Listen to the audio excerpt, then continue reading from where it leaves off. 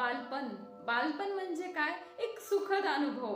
तो अनुभव आपण वर्तमानात आनंदात व्यक्त करतो, आनंदाने त्या अनुभवाला आपण जगतो आणि भविष्यात मात्र बालपण जेव्हा जेव्हा आठवतं तेव्हा तेव्हा द्विगुणित आनंद तो आपल्या चेहऱ्यावर देऊन जातो. म्हणजेच सगळ्यांचं बालपण सगळ्यांना प्रिय असतं. बालपणीच्या आठवणी देखील प्रत्येकाच्या आयुष्यामध्ये अविस्मरणीय असतात. आता तिचं बालपण कसं असेल? तिच्या बालपणामध्ये तिला आनंद मिळाला आहे का? तिच्या बालपणातले क्षण तिच्यासाठी कसे आहेत हे आपण नक्कीच या भागामध्ये पाहणार आहोत. नमस्कार, मी पूनम लाहोटी, मोटिवेशनल स्पीकर. आपल्या सगळ्यांच्या बालपणासारखंच तिचं बालपण असेल का? ती तिच्या आयुष्यामध्ये आनंदी आहे का?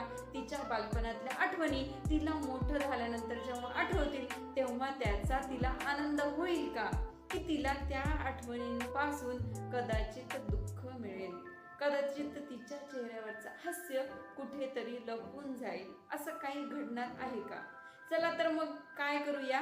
चला तर मग पाहूया आपण आपल्या सिरीजचा पुढचा भाग. आणि या सिरीजचं नाव आहे ती जिवंत आहे का? तिला कधी खेळणी मिळाल्या नव्हत्या, तर कधी तिने बाहुल्यांचा खेळ खेळला नव्हता. कारण तिला या गोष्टीसाठी काहीच वाटत नसे. परंतु तिच्या मनामध्ये मात्र शिकण्यासाठी चांगली उत्सुकता लागलेली होती.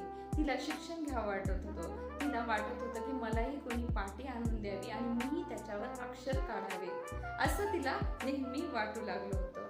तिने आता आईला सांगायचा विचार केला आणि ती तिच्या आईकडे हट्ट करू लागली की मलाही शाळेत जायचंय, मलाही शिकायचंय, शाळा कशी असते, वर्ग कसे असतात ते मला पाहायचं आहे.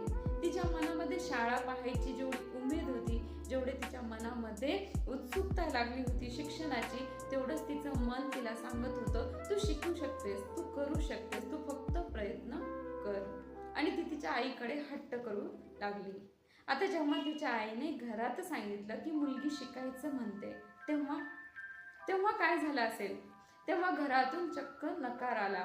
मुलीला शिकवून काय करायचंय? शेवटी चूल आणि मूल याचंच आयुष्य असतं पोरींचं. तिला शिकवायची गरज नाही.